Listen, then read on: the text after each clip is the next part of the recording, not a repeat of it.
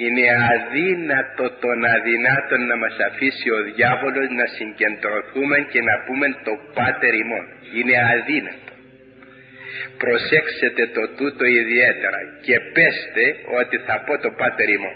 Εάν σας αφήσει και κατανοήσετε τι λέτε, έχετε κερδίσει. Δεν μας αφήνει.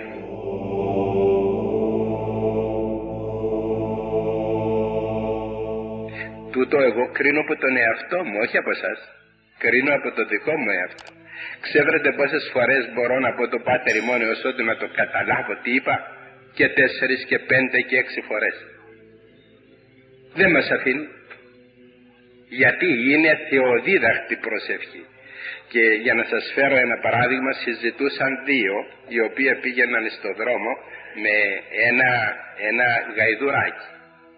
Προχωρούσαν στο δρόμο ή το καλοκαίρι και ο ένας με τον άλλον ανέφεραν ορισμένα πνευματικά θέματα και φτάσαν εις τούτο το σημείο και λέγει ο ένας στον άλλο, αυτός ο οποίος κρατούσε το γαϊδουράκι που ήταν δικό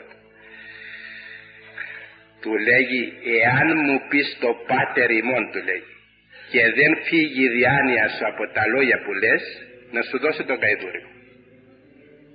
Του λέει, θα το πω. Πες το, του λέει.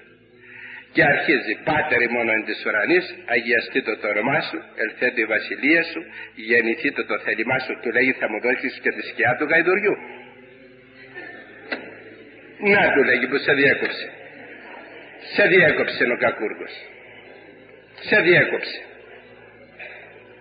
Βλέπετε, δεν είναι μικρό τούτο που σας είπα, είναι πολύ μεγάλο. Γι' αυτό πρέπει να προσέχουμε πολύ, διότι ο διάβολος κυνηγά πολύ τον άνθρωπο που προσεύχεται και δεν τον αφήνει να συγκεντρωθεί ποτέ του.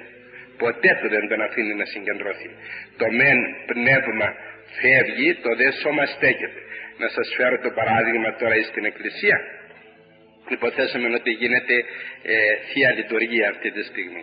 Πόσοι θα είναι στη Θεία Λειτουργία? Η εκκλησία θα είναι γεμάτη. Πατάς με πατώσει. Πόσοι είναι με την ψυχή τους και τι λέει η εκκλησία, τι λέει ο ιερεύς, αν προσέχουν? Δεν προσέχουν. Το μυαλό μας γυρίζει δεξιά και αριστερά.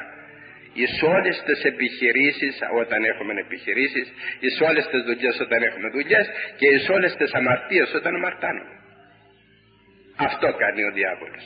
Γι' αυτό πρέπει να είναι θα προσεκτικοί, διότι η προσευχή δεν είναι μικρό πράγμα, αδερφοί μου, αλλά είναι από το μεγαλύτερο κατόρθωμα του χριστιανού όταν προσεύχεται και το μυαλό του είναι σε εκείνα που λέγει. Διότι τότε πηγαίνει η προσευχή μας στους ουρανούς.